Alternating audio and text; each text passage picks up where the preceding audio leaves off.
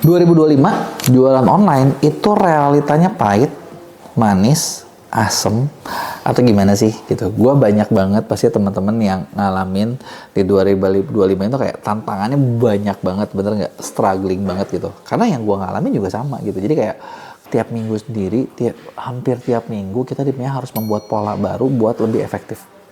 Setiap minggu. Jadi kalau kayak sesuatu itu dulu setiap mungkin bisa 3 bulan sekali, 6 bulan sekali, ini tiap minggu gitu. Saking perkembangannya sekencang itu gitu. Jadi pertanyaannya adalah mungkin banyak yang mikir kayak jualan online di tahun depan masih worth it nggak sih? Masih laku nggak sih? Kok kayak persaingannya makin gila, makin keras, makin berat, makin brutal. Nah, di video ini gue bakal bahas sudut pandang gue sepanjang tahun 2025 ini dan mungkin gimana caranya biar kalian bisa ngambil insight biar penjualan kalian biar lebih laku. Tapi sebelum gue mulai, buat kalian yang baru nonton, jangan lupa buat klik tombol subscribe-nya dan aktifin lonceng notifikasinya ya. Yuk kita mulai. Jadi gini, kalau misalnya kalian perhatiin, perkembangan era tuh udah beda banget. Kalau misalnya kayak awal gue belajar jualan online jadi 2013, itu kayak lu tuh jualan ya udah zaman dulu ya. Lu main promosi lewat Twitter paling kenceng. Facebook bisa, Twitter ada. Terus udah gitu sebagian dari BBM, email marketing gitu kan. Itu kayak gitu kan. Dan terus udah gitu 2015-16 muncul lah Tokopedia, Bukalapak, Shopee mulai pada masuk tuh. Pasarnya beda. Dulu kalau 2013 gue masih bisa menjajah di Google. Begitu muncul e-commerce, anjir, berat saingannya. Duit mereka kayak nggak ada limitnya gitu kan. Akhirnya kita jualan di e-commerce gitu kan. Awalnya persaingan masih nggak banyak gitu. Iklan-iklan mungkin masih murah, algoritma masih lebih gampang naik karena nggak banyak kreator gitu kan. Dan bahkan kalau dulu sih banyak teman-teman seller yang ngalamin kayak zaman dulu mah ya kita ngupload foto di Instagram aja nanti ada yang like, ada yang nanya. Zaman sekarang udah ngupload, udah bikin segala macam kok susah banget ya. View-nya kayak di penjara gitu, bener nggak? Dulu barang biasa pun gampang laku asal niat promosi. Sekarang marketplace-nya udah penuh sesek, media sosialnya udah penuh, udah berasanya begitu. Kedepan gimana? Makin penuh. Bener nggak? Pembeli makin pinter, banding-bandingin harga, baca review, konten jualan tua nggak cukup. Harus banyak gimmick-gimmicknya, harus banyak cerita-ceritanya. Biaya iklan, jangan ditanya. Makin tinggi. Platform kayak udah makin melek kayak gimana cara mereka dapat duit lebih banyak. Tapi fun fact-nya adalah, kabar buruknya adalah margin kita, cuan kita nggak naik. Jadi segitu-segitu aja, bener nggak? Jadi bisa dibilang realita di 2025 ini persaingan makin brutal, hampir semua produk itu punya ratusan penjual serupa. Sadar nggak? Jadi kayak kalian bikin barang apa, lumayan oke, nggak lama langsung ngikutin.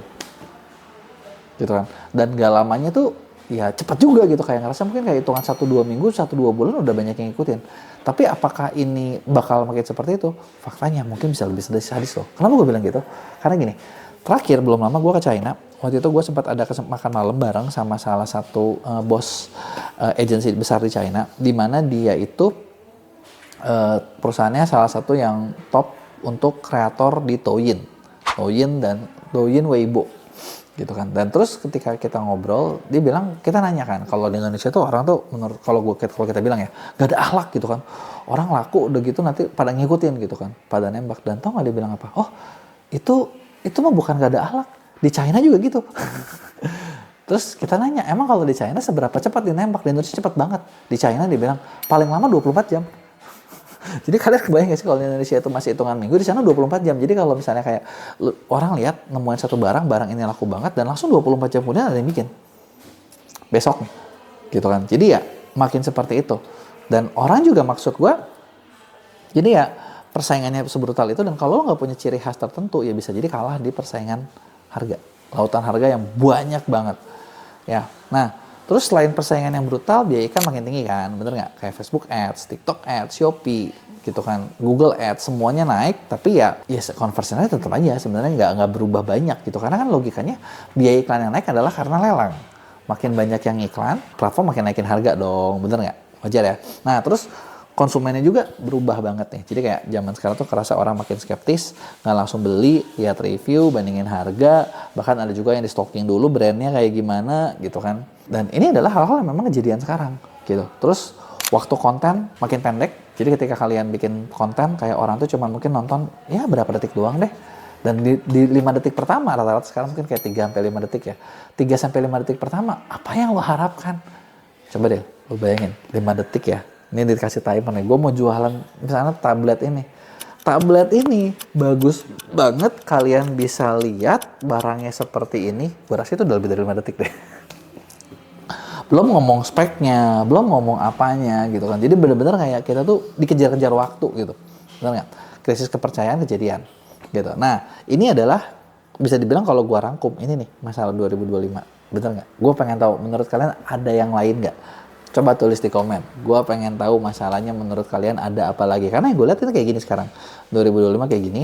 Tapi faktanya, ya kalau ditanya faktanya banyak yang bertahan. Banyak. Ada nggak yang naik? Naik ada. Ada nggak yang bisa makin besar? Ada. Gitu. Kita di MEA banyak ngembangin toko. Gitu kan. Dan toko-toko tersebut, bahkan gini.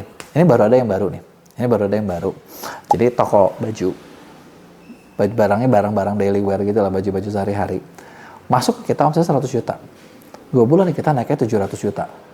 Naik 7 kali lipat. Gila, gacor.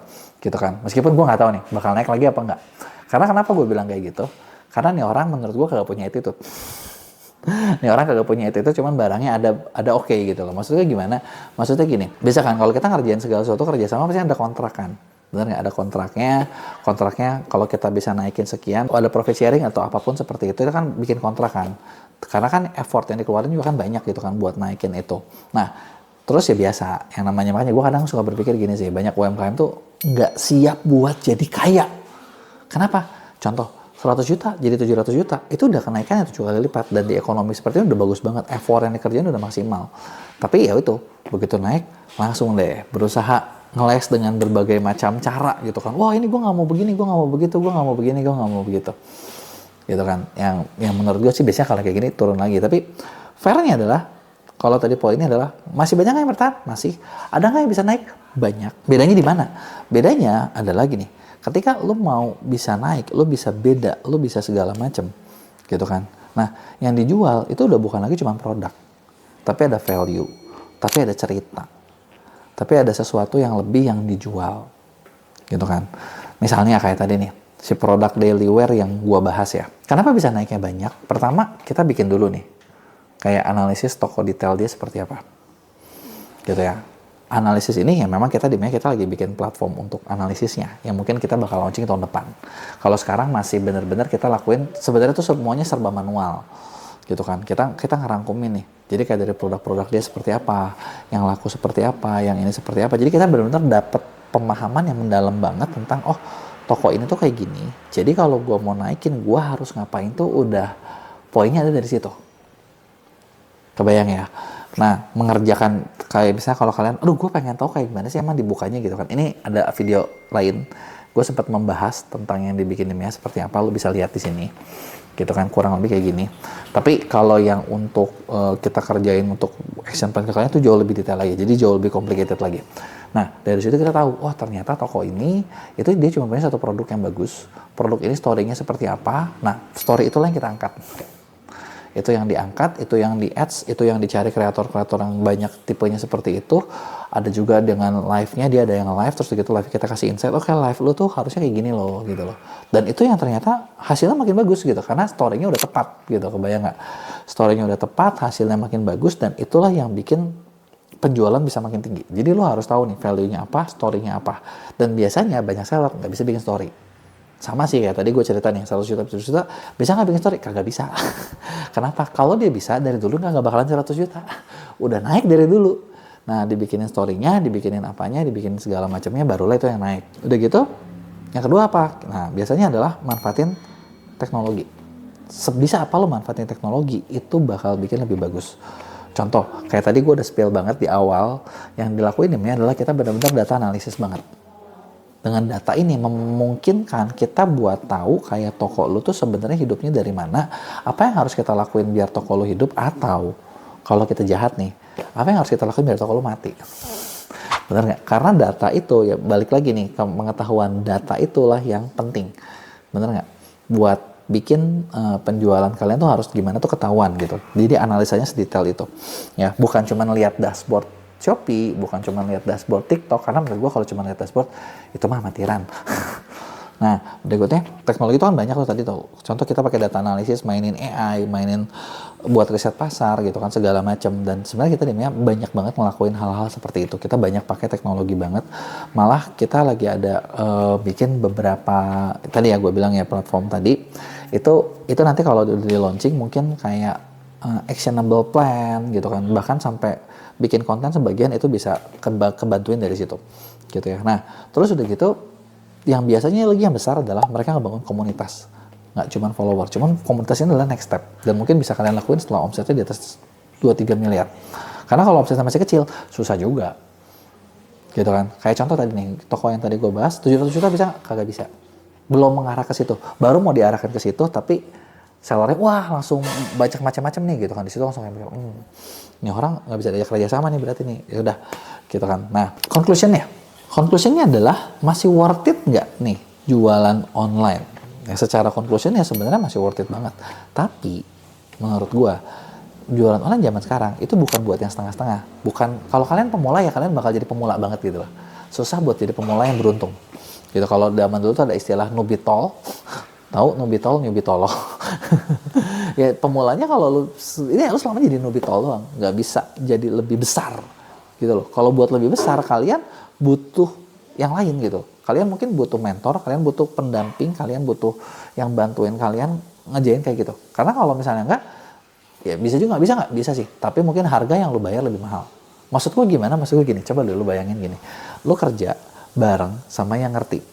Dan lu kerja sendiri. Ya, bareng sama yang ngerti, sama kerja sendiri. Cepat mana sih? Pasti lebih cepat bareng sama yang ngerti. Kenapa? Karena kalau bareng sama yang ngerti, ibaratnya dia punya pengalaman yang bikin kalian bisa skip hal-hal yang ininya. Tapi kalau kalian sendiri, berarti kalian harus mencari polanya sendiri dan itu bakal jauh lebih lama. Gue sendiri jujur kalau segala sesuatu, kalau misalnya gue bisa beli waktu, gitu ya, beli waktu, gue bakal beli waktu. Beli waktu tuh gimana sih? Ibarat gini, kalau ini ya biar kalian kebayang ya. Bayangin kalian lagi mau main di Disneyland misalnya. Ya, itu kan antrian banyak banget ya, mainan banyak banget gitu kan. Kalau kalian mau mainin semuanya dengan jalur reguler, berarti artinya lo harus ngantri. Satu game bisa ada yang 2 jam, 3 jam. Coba dulu bayangin, mainan ramenya ada 8, satu game 3 jam. Wah, belum juga waktu kalian di sana mau paling juga 10 jam, bener nggak? Waktu lu udah habis duluan buat ngantri, cuman kebagian 3, nggak kebagian semua. Tapi kalau lu mau bayar lebih, kan kalau di Disneyland di Dufan ada fast pass tuh kan, yang lu bayar langsung cepet gitu kan, 3 jam lu jadi cuma 20 menit, 30 menit. Waktu kalian lebih banyak dan ujung-ujungnya lebih efektif. Nah itu adalah ibaratnya. Nah terus kalau di bisnis kayak di bisnis online gini gimana? Ya misalnya gini, lu mau pakai fast pass, nggak mau pusing sendiri gitu kan. Lu kerja sama yang udah ngerti, contoh. Oke, lu mau coba ngulik, yaudah bayar konsultan deh.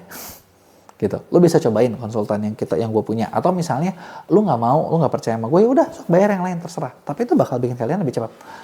Cuman ya hati-hati, jangan cuma cari asal murah, karena kalau yang murah-murah ya biasanya murahan juga gitu kan.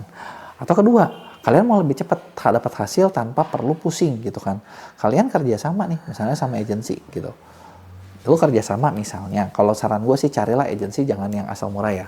Kalau kayak buat di TikTok nih, sebenarnya TikTok sih yang cukup enak karena dia banyak nge-highlight yang rankingnya gitu kan. Lu bisa lihat deh di top 10 di MCN atau top 10 TSP ada siapa aja. Lu coba kontak, lu coba cari gitu kan. Karena kalau dari top 10 mereka pasti bagus. Nggak mungkin maksud gue kalau yang abal-abal nggak mungkin masuk dah. Yang gembel-gembel nggak mungkin masuk dah. Gitu, dan mereka terbukti bisa naikin omset karena kalau nggak mereka nggak ada di situ. Dan ya kalau di TSP sama MCN ya di TikTok ranking 1, di TSP pun kita masih 10 besar gitu. Jadi ya maksudnya lu bisa kerja sama juga sama kita gitu. Nah, jadi poinnya adalah jualan online itu kalau dulu tuh soal cepat. Kalau sekarang soal kuat, yang sabar, konsisten, ngerti pasti bakal menang. Gitu kan. Jadi itu dia yang perlu kalian ingat gitu kan. Kalau ada yang mau ditanyain, tulis di komen, bakal gue jawab di konten berikutnya, di konten Q&A. Jangan lupa juga buat like dan share. Gedein bisnis lewat utang, emang bisa tapi bisa juga loh, karena kenapa? Faktanya kalau kalian perhatiin banyak banget bisnis-bisnis di luaran. Lo mau dari yang mana nih? Dari yang kecil, dari yang sedang, dari yang gede, dari yang udah go public sekalipun. Kalau kalian lihat semuanya itu nggak ada yang lepas dari yang namanya utang. Nah, tapi kenapa ada bisnis yang bisa growth lewat utang dan ada juga bisnis yang justru malah hancur lewat utang. Nah, di situ perbedaannya di mana sih? Nah, bedanya ada di cara ngelola hutang yang baik buat bisnis online kalian. Nah, caranya gimana? Sebelum gua bahas, buat kalian yang baru nonton, jangan lupa buat klik tombol subscribe-nya dan aktifin lonceng notifikasinya ya. Yuk kita mulai. Nah, pertama, biasanya nih, ini topik sensitif dan gue tau mungkin ada beberapa orang yang ngerasa utang itu jahat, utang itu mungkin ada yang dianggap riba, utang itu mungkin musuh, mengerikan, dan lain sebagainya.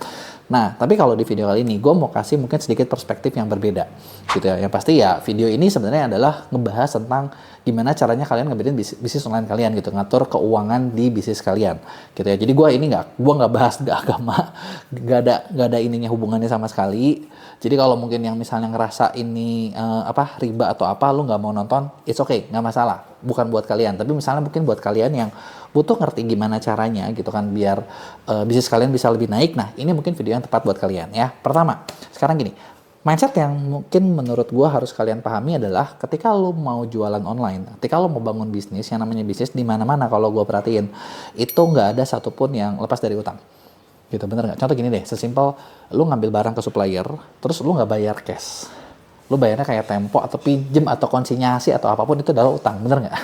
Dan fair ngomong sih, utang itu mungkin kesannya kayak jahat, tapi kalau lu bisa kelola, ya utang itu sebenarnya bukan musuh, tapi alat. Malah bisa disebut leverage gitu, leverage buat memperbesar bisnis kalian.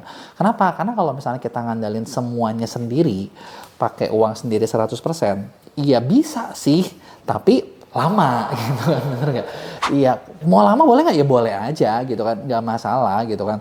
Cuman kalau misalnya kalian mau growth jauh lebih cepat dan lu punya potensi buat dapetin banyak, iya mungkin kenapa enggak gitu kan. Nah, tapi selain mindsetnya yang gue mau kalian ngerti juga adalah gini, berarti boleh dong kok ngutang misalnya buat bangun bisnis gue atau biar lebih besar, ya boleh-boleh aja. Tapi selama utang itu termanage tuh gimana?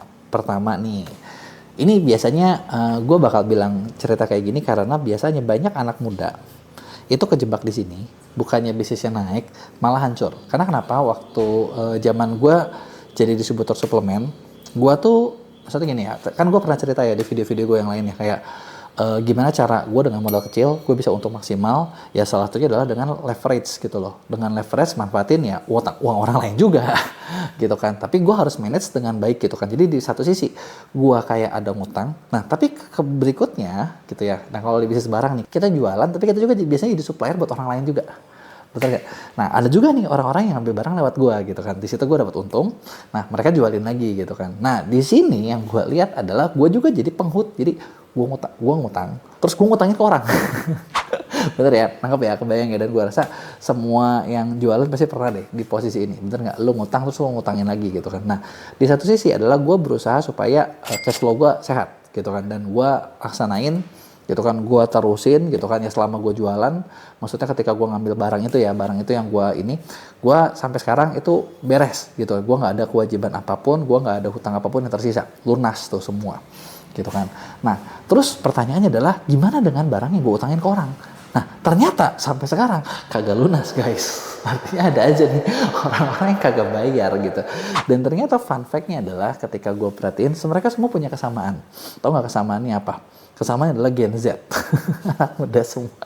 Gue bukan bilang maksudnya Gen Z itu jahat nggak bisa utang, bukan. Tapi ternyata yang gue lihat dalam anak muda masalahnya di sini.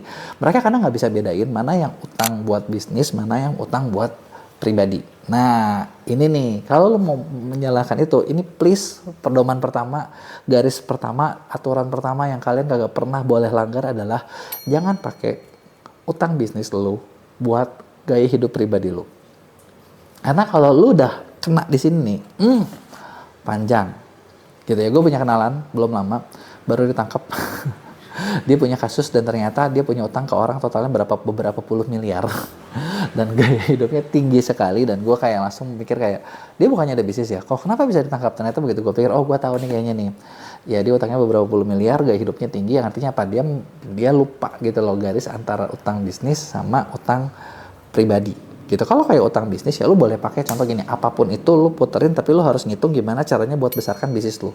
Jangan sampai utang bisnis itu dipakai buat pribadi juga. Contoh gini, lu ngutang nih, dapat uang berapa? 1M. Ya 1M itu 100% dalam bisnis lo. Buat stok, buat marketing cost, buat apa. Boleh nggak misalnya gue ambil dikit deh ganti handphone baru? Kagak. Boleh nggak handphonenya kan tapi kan buat bikin konten yang nantinya bisa buat ini? Kagak.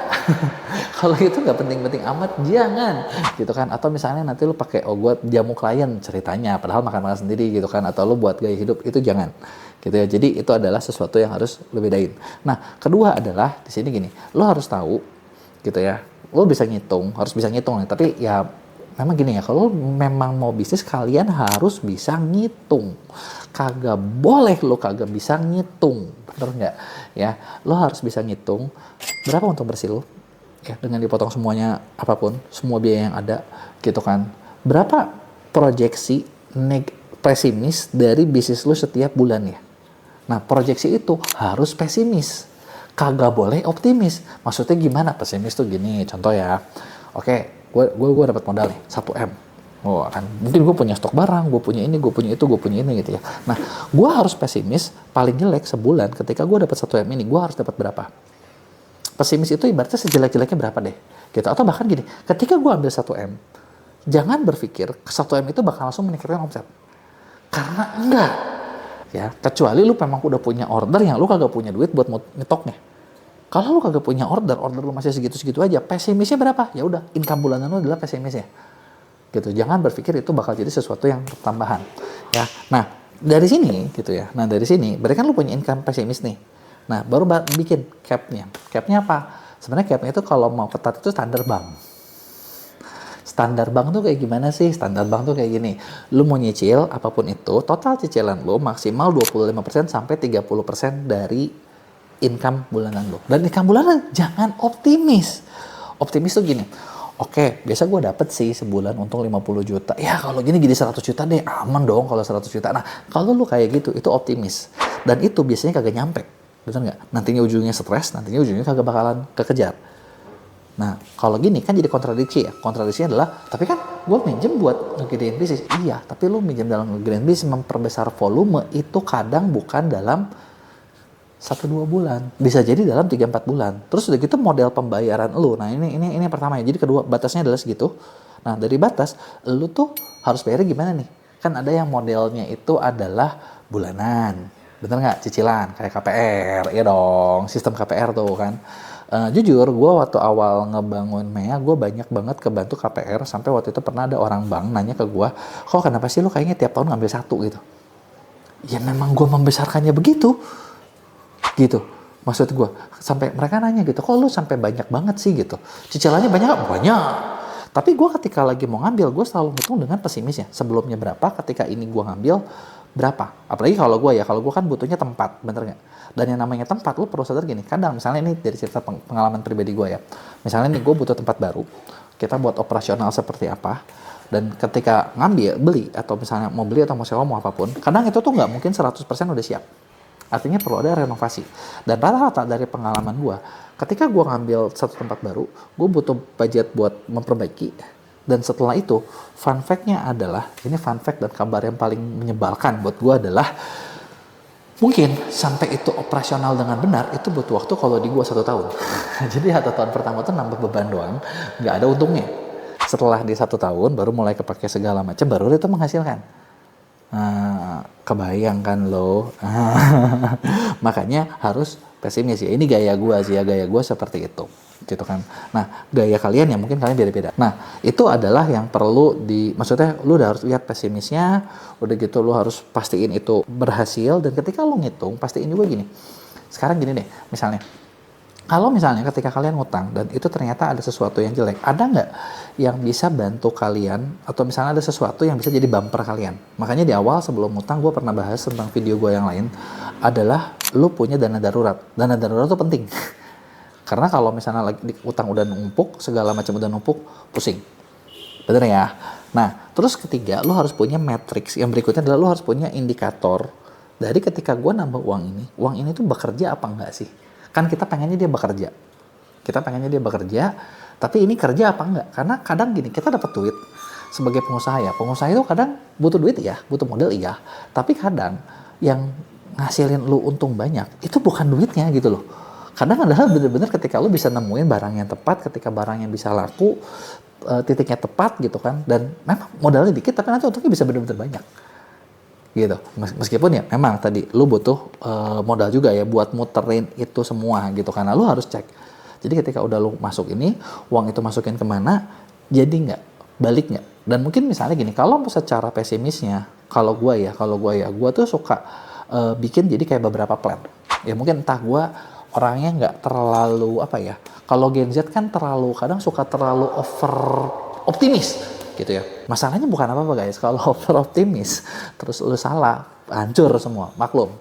Ini obrolan dari apa ya, non pewaris ya kan, gue non pewaris yang nggak punya peluru di belakang, jadi gue harus ngitung nih, bentar, kalau ini gagal gitu ya, ada nggak plan A, plan B, plan C, plan D supaya gimana tempatnya ini bisa ngasilin ya gitu. Nah itu adalah yang lu perlu pikirin gitu kan, gimana nih caranya. Nah lu mulai ngitung ketika gue masukin di sini untungnya berapa persen, ininya berapa persen, kadang mungkin lo bisa hitung sama bunga, cukup nggak, nutup nggak gitu kan. Nah terus kalau gue biasa gue lihat lagi, setelah gue punya modal, gue membuat sesuatu yang baru, ada nggak hal-hal dari yang lama yang bisa gue efisienkan.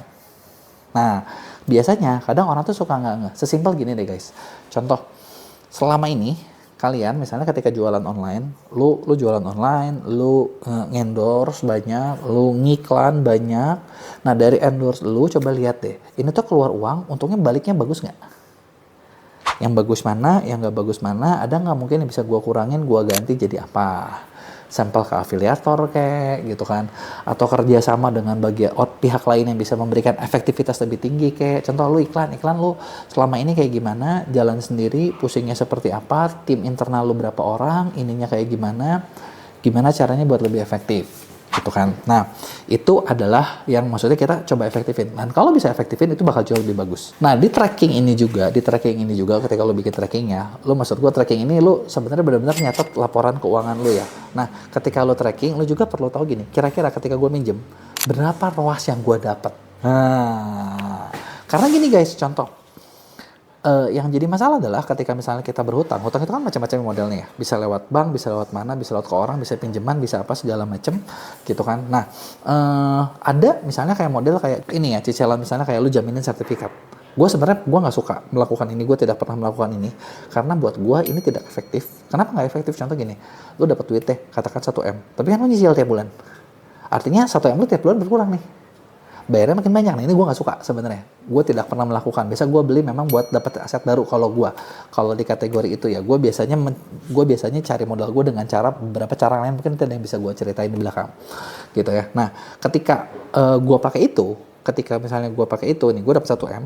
Nah dalam berapa bulan cicilan gue berapa ya, tapi harus dihitung gini, bulan ini naik keuntungan gue belum tentu tiap bulan bakal kayak gitu.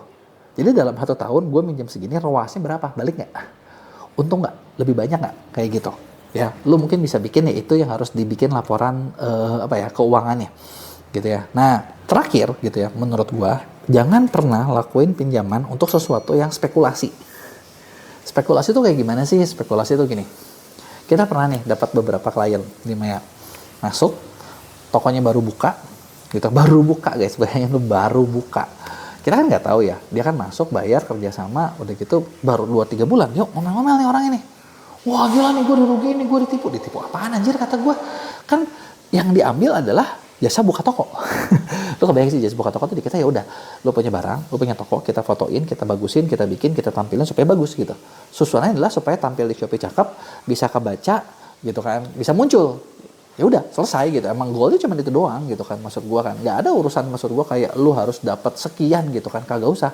Dan yang unik adalah toko-toko baru ini dengan barang yang maksudnya tuh mereka lihat barangnya general, mereka berpikir ketika maksudnya kerja sama kita di Mea itu otomatis langsung bakal to the moon gitu kan.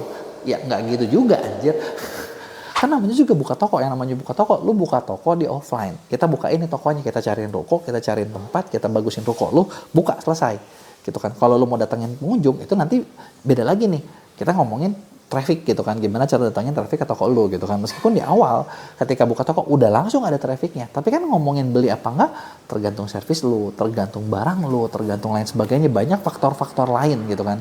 Dan ternyata ada beberapa yang nyoba pakai pay letter, kita sampai bilang wah buset dah, Jangan lo pakai pay later, karena kenapa? Lo juga harus ngitung. Nih terakhir nih ya, jangan spekulasi. Terus kedua, lo harus bisa ngitung bunga yang lo bayar ini gede apa kecil, worth it apa kagak, ya kan? Karena kan bunga itu kan adalah sebagian dari profit lo yang hilang, bener nggak? Kalau bunganya besar, gila lo, nggak mungkin dong, bener nggak? Ya kan? Nah, seperti itu. Jadi lo harus ngitung nih secara efektivitasnya seperti apa, gitu. Nah, kalau misalnya gini, oke, kok kebayang nih.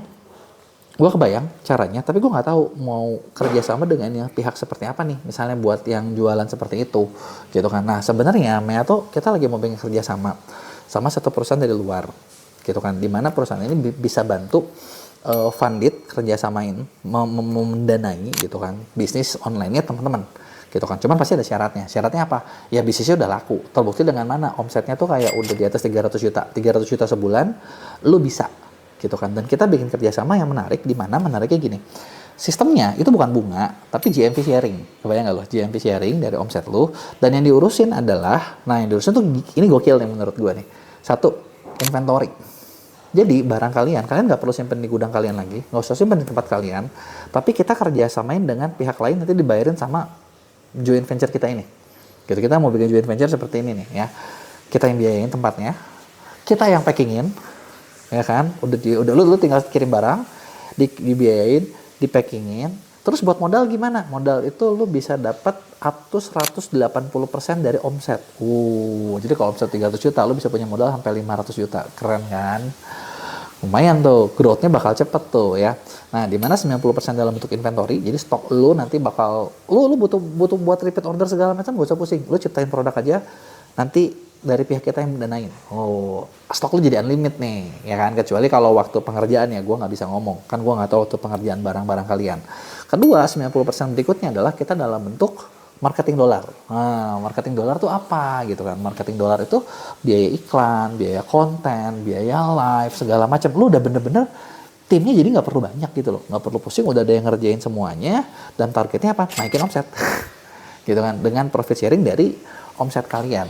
Dan ini itu cuman kurang lebih dengan semua service tadi ya, dengan lu udah dimodalin, lu udah digudangin, lu dikirimin, marketing diurusin, itu kurang lebih cuma 11-12%. Gila, ini lagi gokil banget karena di tempat lain ada platform yang besar bikin, tapi nggak sampai pendanaan, itu aja dia minta untuk diurusin kayak gitu 19%. Jadi ini bakal gila banget, cuman tapi mungkin untuk beberapa seller terpilih aja. Jadi misalnya buat kalian, misalnya yang mau kerja sama, lu boleh ngobrol sama tim kita, gitu kan. Karena ya, gue bilang ya, syaratnya tadi 300 juta doang omset lu. Jadi kalau lu udah memenuhi syarat, nah lu bisa dicobain dengan konsep yang seperti ini, biar bisnis kalian itu bisa lebih tumbuh lagi, gitu ya. Nah, jadi kurang lebih kayak gitu. Beberapa hal yang bisa lu pertimbangkan ketika lo mau gedein bisnis kalian di online. Kalau ada pertanyaan, langsung aja tulis di komen, gue bakal jawab di Q&A. Jangan lupa buat like dan share. Bisnis kalian udah bagus, tapi stuck di situ-situ aja. Mungkin ini waktunya sekarang lo belajar tentang ekspansi bisnis. Wah, ekspansi bisnis gimana nih? Sebenarnya kan ekspansi bisnis komplit ya, complicated ya maksud gue ya. Karena gini, ekspansi bisnis apalagi kalau di online ya, ini kan gue sering banyak bahas banget tentang e-commerce dan lain sebagainya, bisnis online. Ekspansi bisnis itu macam-macam. Bisa misalnya, contoh, lo bikin kategori produk baru. Nah itu kan ekspansi tuh, bener nggak? Atau misalnya kalian lagi mau mencoba platform baru. Mungkin selama ini cuma di satu platform, mau coba yang kedua, yang ketiga. Gitu. Itu juga sesuatu yang baru, gitu kan. Atau misalnya lo mau mencoba market baru. Market baru tuh gimana? Misalnya selama ini ternyata dari data pembeli lo tuh rata-rata di Jawa. Lo mau coba ngajar Kalimantan. Atau mungkin selama ini rata-rata lo cuma di Indonesia nih. Lo mau coba Southeast Asia yang lain. Malaysia, Singapura, Thailand, Vietnam. Atau mungkin satu pasar yang paling hot yang banyak orang pengen kejar adalah US. Sekalian tembak ke rajanya gitu kan. Nah itu adalah beberapa yang bisa dilakuin. Bener nggak? Nah terus tapi kalau mau kayak gitu, apa sih yang bisa dikerjain gitu kan? Atau sih apa sih yang harus dilakuin? Nah sebelum gue bahas, buat kalian baru nonton, jangan lupa buat klik tombol subscribe-nya dan aktifin lonceng notifikasinya ya. Yang pertama, gini, tadi gue udah bahas tentang kayak ya ekspansi bisnis itu macam-macam kan. Lo bisa sekedar nambah produk, bikin service, bikin apa. Jujur, gue sendiri di Mea, kita kayak ngelakuin ini setiap tahun itu kita pasti mencoba satu produk baru. Kita mencoba satu market baru. Ya ini kalau yang gue lakuin selama ini ya, produk baru, market baru, model bisnis baru, gitu kan. Dan yang nanti kita lagi mau mengarah adalah negara baru. Ini yang mau gue kerjain gitu ya. Makanya ya kita di sini ngobrol aja. Mungkin kalau ditanya apakah gue udah expert banget nggak di bidang ini, ya ada beberapa yang udah gue lakuin kok beberapa tahun terakhir. Beberapa works, beberapa gagal. Ya fair ngomong ya, nggak ada yang namanya 100% sempurna kan. Bener nggak? Ada beberapa yang oke juga gitu loh, yang bisa berhasil gitu kan. Nah, kalau dari pengalaman gue, apa yang perlu dilakuin nih? Yang pertama nih, dari belajar pengalaman gue dulu ya. Kan gue bilang ada yang berhasil, ada yang gagal. Kita ngomong yang gagal deh gitu ya. Yang gagal kenapa? Dulu salah satu project yang gue bikin, gue pernah bikin software buat waktu itu tuh ngebantu orang gitu ya, jualan di TikTok gitu. Ini sebelum ada TikTok Shop gitu ya. Gue pernah bikin, jadi gue udah kerahin resource semuanya bikin. Yang pasti modal udah keluar, bikin produknya tersebut, terus udah gitu marketing cost udah keluar gitu kan, dan produknya itu ternyata umurnya di bawah 3 bulan. Kenapa? Karena ternyata guys, fakta kejamnya adalah ekspansi itu nggak pakai intuisi, tapi lo harus pakai data. Lo harus benar-benar kuat datanya gitu kan. Jadi kayak di situ anjir, gue udah bikin gagal, ya terus mau diapain ya? Udah nggak bisa ngapa-ngapain ya, bagaimana lagi? Gitu kan. Sudah dibikin, sudah gagal, dan yang gue nggak bisa terusin. Kenapa? Karena miss yang gue adalah ketika misalnya waktu itu dulu gue mau bikin, gue perlu ngeriset bener-bener kira-kira marketnya ada atau enggak. Waktu itu marketnya gue feeling gue sih ada. Feeling, ya, catat nih, feeling. Waktu itu gue nggak sadar kalau TikTok bakal jadi shop. Jadi shop itu membunuh gue juga secara nggak langsung. Terus udah gitu gue nggak sadar kalau ternyata karena shop itu efeknya dua gitu loh. Jadi ada kreator, ada seller gitu, dan produk gue tuh di tengah. Jadi kayak bener-bener nggak sejalan banget sama apa yang mereka bikin, dan akhirnya bubar gitu ya. Apakah gue bakal bikin lagi? Yes, ke depannya, tapi mungkin gue bakal bikin dengan data yang lebih akurat gitu ya, dengan data, dan sekarang koneksi lebih kuat, itu lebih bagus gitu ya. Nah, jadi pertama jangan cuman lu pakai intuisi kayak oke, kayaknya kalau gue jual ke sini laku deh, kayaknya kalau begini laku deh, kayaknya kalau begitu laku deh. Karena intuisi itu bullshit kalau lu misalnya nggak tahu gimana cara ngerjainnya gitu ya. Nah, terus kenapa data nih? Data itu sebenarnya juga ngomongin macam-macam sih, nggak cuma ngomongin pasar ke depan. Ya, tapi sebelum ekspansi, ya waktu itu ya untungnya ketika gue bikin gagal ya gue nggak terlalu bermasalah, karena ada 3 hal yang maksudnya lo perlu cek. Pertama, finansial lo gimana? Nah, ketika lo mau ekspansi, apakah lo tuh mempertaruhkan semuanya dalam satu peluru ini, atau lo tuh masih punya yang lain? Waktu gue bikin dan gagal, gitu ya, ya udah, gue udah memang udah punya peluru cadangan gitu. Jadi ketika ditembak, gedor, gagal guys, ya udah nggak masalah, peluru lain masih ada, aman, operasional berjalan, tidak ada masalah, dan ya udah running aja gitu kan. Jadinya buat gua nggak jadi problem gitu kan. Dan finansial ini juga ketika lo lagi mau nge-launching dan lo ketika mencoba ekspansi ya, yang pasti ekspansi itu pasti bakal butuh banyak modalnya gede, pasarnya gede. Sesimpel gini deh, misalnya kalau yang gua alamin ya, lo mau bikin produk baru, produk apa nih yang lagi mau dibikin? Misalnya selama ini kalian jualan fashion, terus begitu besok lo mau jualan handphone gitu. Itu kan agak jauh ya sebenarnya ya. Tapi kan maksud gue gini, ketika lo mau jualan handphone, artinya lo harus stok barang. Lo harus ngerti. Benar nggak? Lo harus stok barang, punya barang yang besar, punya tambahan barang, udah nggak cuma barang. Marketingnya beda lagi. Account-accountnya beda lagi. Gitu kan. Nah, ini semua resource nih. Ini semua biaya nih. Gitu kan. Nah, dan apakah itu nanti bakal laku? Belum tentu. Ya kan? Makanya finansial itu benar-benar yang harus dipersiapkan. Siap nggak nih? Kalau nggak siap, gagal. Bener nggak? Kedua, operasionalnya terus udah modal, lu harus tahu nih operasionalnya kuat nggak buat ngebagi timnya, gitu kan. Kalau timnya nggak kuat, mungkin harus nambah orang baru, gitu. Karena gini, yang gue ngalamin ya, Mea itu sekarang punya hampir 200 orang, dan dari sejumlah timnya kita punya, divisinya beda-beda banget, timnya banyak-banyak banget, dan ketika kita mau coba sesuatu yang baru, tim kita juga udah banyak, tapi tim kita aja kadang kurang gitu. Kita kayak, oh kalau buat ini butuh orang satu lagi di sini, butuh orang satu lagi di sini, butuh ini lagi di sini. Emang nggak bisa pakai AI? Udah, udah dicoba untungnya efektif, tetap aja nggak bisa nggantiin manusia secara total kan, bener nggak? Jadi ya itu, operasionalnya kuat nggak? Ininya kuat nggak? Bebannya kemana? Finansial lagi, bener nggak? Yang ketiga adalah apa? Marketnya ketika lo mau ekspansi, udah siap belum? Ada nggak yang juaranya? Ada nggak jagoannya? Kalau udah ada jagoannya, ketika lo mau menang dari mana nih? Menang dari service? Menang dari pendekatan? Menang dari mana nih? Menang dari koneksi? Menang dari network? Atau main harga? Karena bisa jadi gini. Contoh, ya, ini yang gue kadang suka alamin.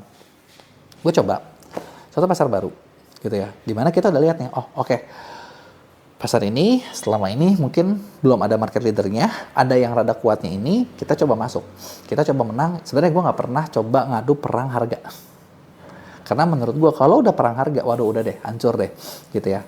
Tapi nggak tahu kenapa, misalnya ketika kita masuk dan ternyata kita mendisrupsi itu adalah dapat sebagian pasar, suka ada petahana gitu ya, gitu ya, yang pejabat sementara gitu ya, langsung yang dilakukan adalah perang harga. Wah kalau udah gini gue langsung, wah ini orang panik nih. Terus kalau panik gimana?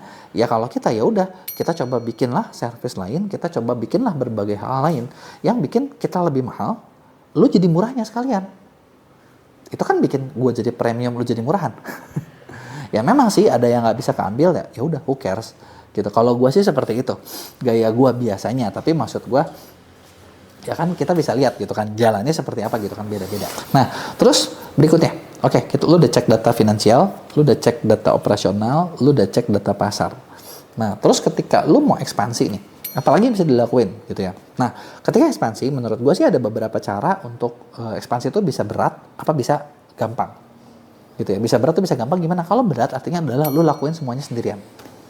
Lu ekspansi dan lu menggunakan tenaga lu sendiri. Buat gue itu paling, gue dulu di awal selalu mencoba seperti ini. Tapi ternyata makin kesini, gue sekarang merasa makin malas gitu ya, melakukan seperti itu. Kenapa? Capek. Beneran, kalau sendiri semuanya, capek. Ibaratnya gue harus buka pasar, gue harus begini, gue harus begitu, gue harus begini, gue harus begitu, dan wah melelahkan sekali. Nah terus apa yang sekarang gue lakukan? Nah gue rasa salah satu cara yang paling efektif adalah dengan cara lu berkoloni. Kalau sekarang, koloni itu gimana? Koloni itu gini. Ini yang gue ngalamin ya, misalnya. Gue lagi pengen, tadi kan gue sempat bahas di awal ya, gue mau coba masuk ke Southeast Asia. Gitu ya, nah Southeast Asia. Asia Tenggara berarti coba pasar Malaysia, Singapura, Thailand. Gitu kan. Itu kan negara sebenarnya kecil ya penduduknya dibanding Indonesia, tapi jangan salah daya beli mereka lebih gede, yang artinya secara income lebih besar gitu ya. Apalagi misalnya kalau di Singapura mungkin kayak beberapa jenis bisnis kalau service itu kita jadi berasa murah banget gitu, kita naikin harga 2 kali lipat aja, 3 kali lipat buat mereka masih murah gitu kan. Nah gimana cara buat dapatnya nih? Nah kalau gue sendiri masuk ke Singapura, gue buka pasar di sana, wah itu kayaknya melelahkan. Nah apa yang bisa gue lakuin? Sebenarnya gue lakuin simpel. Ada nggak partner yang bisa bantu memperkenalkan gua jauh lebih cepat? Nah, kalau ada partner itu lebih enak. Bener nggak? Dan ketika kerja sama dengan partner ya berarti gini, oke, gua butuh lu gini, lu bisa bantu gua apa nih? Gitu, kebayang nggak? Sesimpel kayak gitu ya. Dan kayak beberapa pasar, gua udah nemu nih, oh, gua mau ke sini, misalnya gua bisa kerja sama dengan TikTok satu. Gitu ya, karena di Indonesia perusahaan gue dikenal di MEA itu selalu dikenal sebagai top di berbagai divisi TikTok. Kalau kita mau open ke abroad, mereka bukain, mereka kenalin, dan mereka bisa kenalin kita lagi mau cari apa nih, mau cari seller, cari apa, mereka bisa kenalin ke kita, mereka bisa kasih data yang bisa kita pelajari dan kita bisa masuk ke sana gitu kan.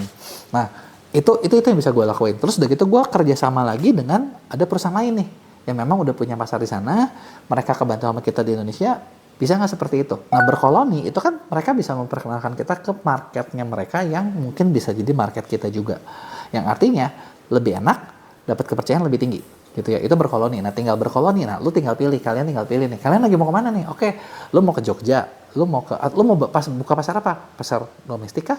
Pasar lokal kah? Pasar internasional kah? Nah, ada nggak yang bisa jadi partner di situ? Kalau ada jadi bisa partner di situ, ya itu kan berarti kan ngebantu kalian juga dong, bener nggak? Misalnya, lu nggak kenal siapa-siapa, ya udah gini deh, lu kenal sama gua, lu kenal sama kita di MEA, nah kita lagi mau pasar kemana, nah lu bisa juga nih kerjasama sama kita buat buka pasar ke situ. Yang memang kita udah ada gitu ya, yang kita udah ada, kita bisa bantu lu buat ke sana, gitu kan? Jadi kan bisa dua cara tuh, bisa manual, bisa kerjasama gitu ya. Nah terus berikutnya apalagi yang bisa lu lakuin nih kalau misalnya lu lagi mau ekspansi. Nah berikutnya sebenarnya kalau lu buat ekspansi juga lu bisa bikin yang namanya simulasi skenario ekspansinya lu mau kayak gimana.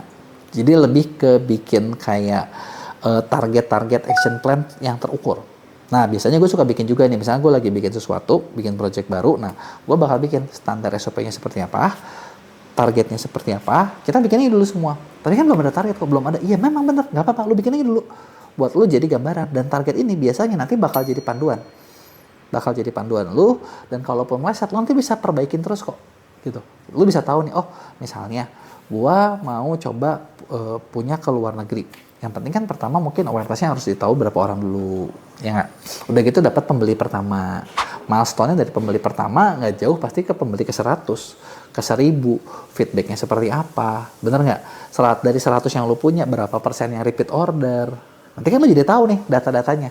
Tingkat penerimaan lu di sana tuh gimana, penetrasi lu bagus apa jelek? Kalau jelek ada yang harus diperbaiki, kalau bagus ya udah terusin gitu kan. Nah, itu kayak gitu. Nah, ini jadi patokan. Patokan buat apa? Ketika lu jalan, gue udah keluar uang segini, sesuai target nggak? Ini masih harus kurang nggak? Salah nggak gue? Untung nggak gue? Di awal sih udah pasti minus ya. Tapi minusnya tuh sesuai nggak? Balik nggak? Gitu loh. Dan setiap ibaratnya kayak misalnya ketika lu dapat satu pelanggan baru, satu calon konsumen baru, itu kan database baru tuh, worth it nggak tuh belinya? Ketika lu ekspansi ya bisnis itu ada yang namanya life cycle. Life cycle tuh gini, satu orang itu tuh bisa ngasilin ke lu tuh berapa banyak sih ujungnya? Apakah cuma sekali beli 100.000? Apa jadi $100? Apa jadi $1.000? Ya kan? Kalau misalnya nanti lu kayak biaya cost per life cycle-nya itu lebih tinggi. Contoh gini, untuk dapat satu orang, lu butuh uang katakanlah $100. Dan ternyata satu orang itu bisa menghasilkan selama lu kerja sama lu $1.000. Berarti untung dong. 100 hasilnya jadi 10 gitu loh. Kelasnya 10. Nah, itulah yang dihitung. Gitu kan. Untung nggak tuh seperti itu? Nah, kalau untung ya bisnis itu bisa jalan terus sehat. Kalau nggak untung, ya mungkin lu harus mikir dan lu harus akhirnya ya udah deh, kayaknya ekspansi ini belum bisa deh. Atau mungkin gini, ya udah ekspansi itu kan macam-macam kan, pindah kota, pindah produk, pindah kategori, pindah negara gitu kan. Atau mungkin sesimpel ya udah deh, gue coba pindah platform aja dulu deh. Selama ini di sini, pindah ke situ. Karena pindah platform juga kesannya kayak paling gampang, tapi ternyata kalau lu cuman mirror doang, nggak akan jalan. Butuh tim baru yang ngerjain. Jadi kurang lebih itu obrolan kita tentang ekspansi. Nah, kalau ada pertanyaan, jangan lupa tulis di komen, jangan lupa klik like dan share video ini ke teman-teman lo.